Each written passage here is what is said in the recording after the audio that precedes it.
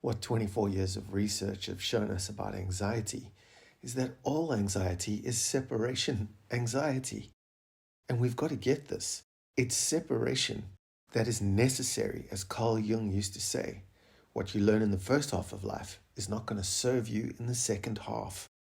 In other words, the personality that you've created, part of that, through fear, anxiety, stress, tension, and so on, that part of you that's created needs at some point to go. It stops serving you. And what you need to realize is that all anxiety or separation anxiety starts with a separation from yourself. And that's where all our programs start, They start with a letting go of our need to control, especially our external environment, and return to the love of self, the love of our sacred selves. At some point, we all start experiencing fear from a very, very early age. And as we grow, as we accumulate experience, we start to doubt ourselves. We start to think that we're not worthy. We start to think that we're not good enough. And we block love for ourselves all the time. Why else would you do things for yourself that are not good for you, for example? Your history, your story, the one that you think of, is a story from your analytical mind that has calculated and tabulated and mapped your life, everything that's ever happened to you until now. So anxiety is a subconscious program that runs when you can't. It'll set you into running or fleeing or fighting or whatever it's going to be in an instant of a second to protect you. But today, there aren't those saber-toothed tigers chasing us anymore. So our need for anxiety has changed. Although anxiety is still a friend and a companion that comes to save us, we need to get into the body, heart, and mind and remind it that we're not being chased by saber-toothed tigers, that not every stick on our path is a snake. We cannot let the subconscious programs accumulated from our past, from our memory, from who we once were, serve us today. And this is what Carl Jung was talking about. Anxious thinking creates silent, inaudible, hidden, but very, very powerful thoughts that create, in turn, a very visible and loud construct, which is a trembling body, a racing heart, sweat on your brow. Anxiety has led many people to become addicted, to become depressed as they doubt themselves, to end their lives. What can start off as a subconscious theme of thought, feelings, and perceptions of yourself and the world around you can construct itself into a diseased body, into broken thinking, and into a hopeless heart. It's the sympathetic nervous system that is fight, flight, and freeze. It's an F9 response. It leads us into 9 responses, and this is how we get to know the enemy. And by knowing the enemy, we get to know ourselves. So F9 response is fight, flight, freeze, flop, fawn, fiddle, faint, friend, and forget. And we'll go through those in a moment, but what you need to know is all anxiety is based in fear, false evidence appearing real. Fear activates the sympathetic nervous system into this F9 response, and the amygdala in the brain is very, very quick to respond. So alarm and fear keep us alive, and they can be the difference of a child in a park when you're small and there's an unleashed pit bull terrier. That can be the difference between you running around, going up and grabbing the dog's ear and being bitten, or rather staying close to your mom, holding her hand. So anxiety and fear can be very, very useful as a response. But when the volume goes up year after year, and you don't even know it's going up, it can be devastating as a constructed effect. It can lead you to depersonalization, to a thought or feeling that you're separate from success, you're separate from happiness, you're separate from God, you're separate from other people, and you're separate from your creative capabilities. And that, of course, leads to addiction. We become addicted to our thoughts. Anxiety creates judge, the critic, the neurotic, all these kinds of insurgents that feed the false self, which is what feeds anxiety. So when a false self is born, anxiety becomes the home language. What do we do when we feel fear? I mean, we hide. And how you do that as an adult human being is you put on masks. You put on an anxious mask, a victim mask. You put on a controlling mask, and you actually have these things work for you for a while. But defense is the first act of war, and it is war on the body, then the heart, then the mind. And when anxiety gets to fever pitch, those alarms go off on their own. One of those 9 instant responses to perceive danger, even when there is no danger, can short circuit the rest of the body, your creative problem-solving abilities included, and tell you that there's trouble brewing. And in response to that, give you a cascade of chemicals and signals like a meta lightning storm that pop you into fight, flight, or freeze. And these become reactions to life. We start reacting instead of responding, and then soon enough, stress, burnout, addiction, feelings of depression, all of these things accumulate. And those masks become stuck on our faces. We become the persona. But we are on a journey from personality to spirituality. In other words, we're on a journey from having to externally defend ourselves to an environment that we think is threatening us. Rather, we can go inside, turn the volume down on the subconscious program, and in so doing, we experience a new sense of who we really are. And that's the beginning of the return to your sacred self, which is the return to love. If all anxiety is separation anxiety, you're separating the loving parts of yourself with the fearful parts of yourself. Now, at the end of the day, there are a myriad of emotions, and we're very complex human beings, but bring it down to 2 prime emotions, fear and love. And the good news is that who would have thought you cure anxiety with love? You let go of a need to control with reestablishing a sense of self-love. It was almost too simple for us to see that we're almost missed it. But today we understand that that is the cure, not the treatment or the coping mechanism for anxiety, which you will not need once you return to love. So what's the first step in all of this? Stop. Stop and become aware. And from that awareness, you can develop tools. There's lots of tools, and we'll go through them. Just become aware of who you really, really are, and never forget who you really are. Again, you're not the persona. You're not a controlling, egotistical, judgmental, or even a victim for that matter. You're a divine image of God. You're a person that seeks out peace, love, bliss, and joy. So where energy goes, attention and focus flow.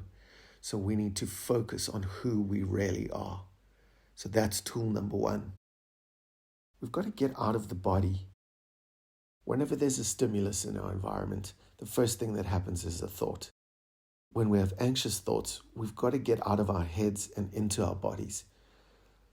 To do this, we need to breathe purposefully, with intention, showing your anxiety insurgents that you're there, that you're managing the show, that you'll stay in your prefrontal cortex, the CEO of the brain, that you'll remain in charge.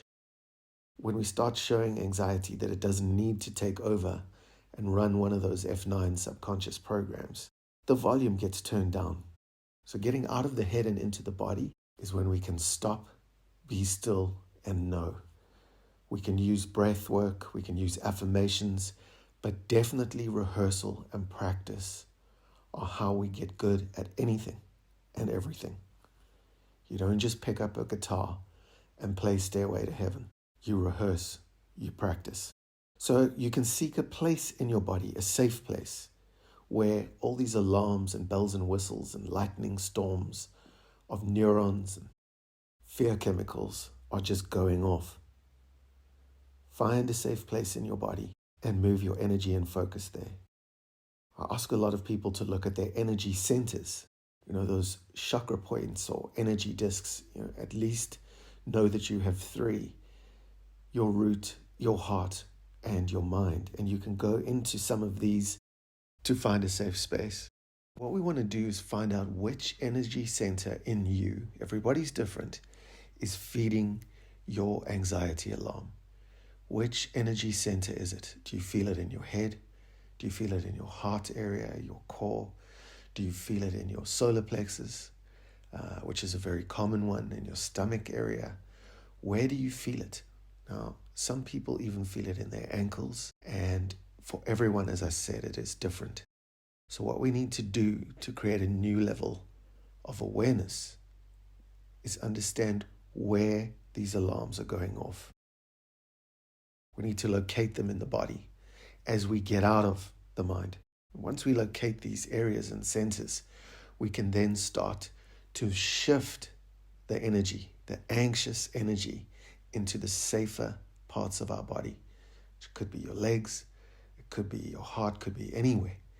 And you can shift that energy. That's one thing that we are very, very good at. We can do it through breathing, meditation, through conscious action.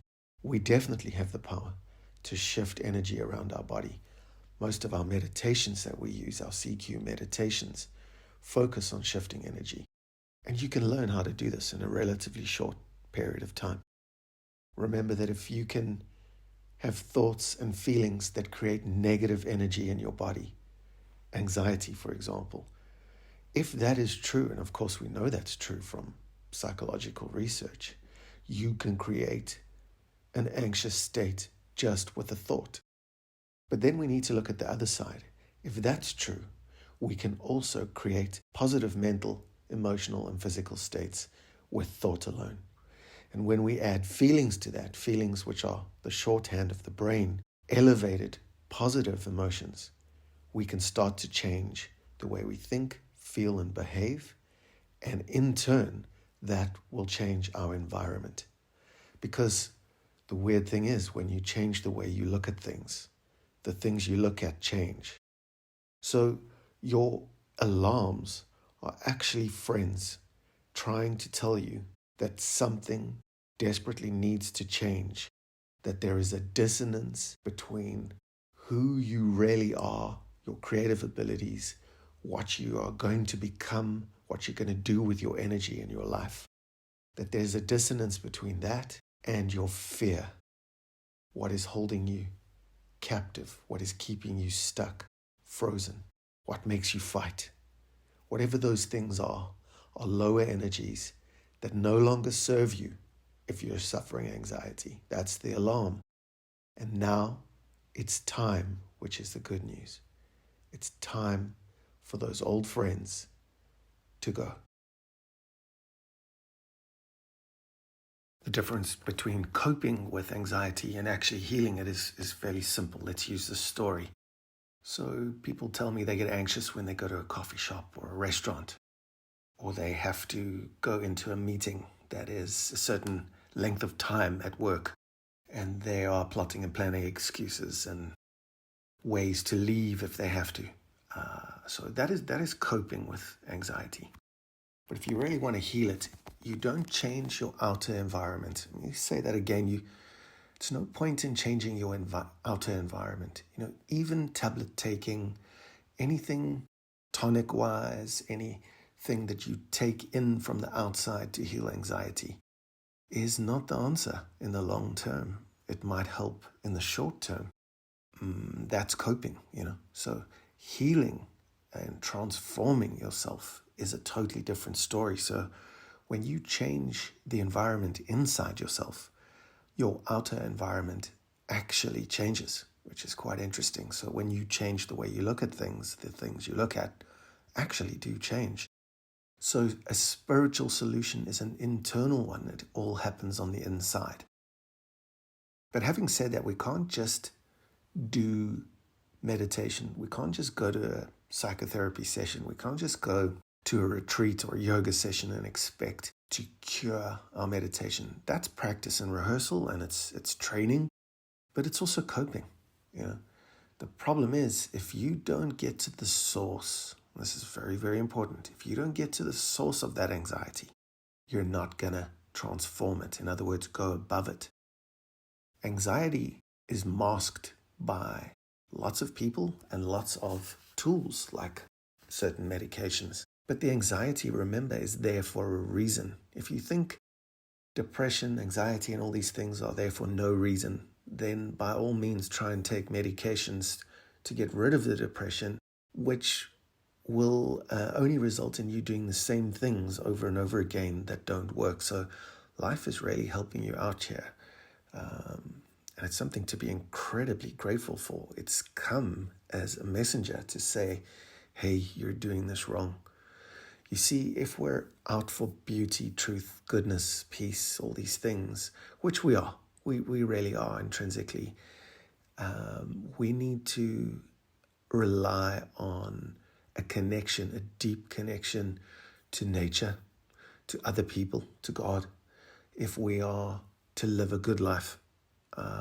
We don't have the capability to do it on our own. We're not built that way. Physically, we're not built that way. Psychologically, forget it. If you're locked in a room alone, you'll lose your mind and not be able to create a new one. So you need other people, systems, environments, and all sorts of things to change you on the inside, which is something that you'll only do yourself. So there's the paradox and everything. We've got to go in and heal what the personality has masked.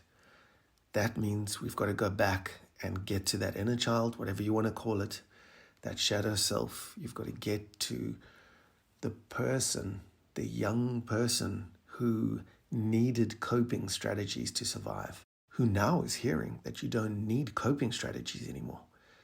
Now it's time to let go of coping strategies and actually transform your life. And you go from personality to spirituality, which is the science of finding your spiritual self by going within, connecting and loving that child who wants attention, reassurance, who wants real love that's a verb, love that is totally unselfish. And like everything, you're the one who's now going to give that love. So perfect love casts out fear.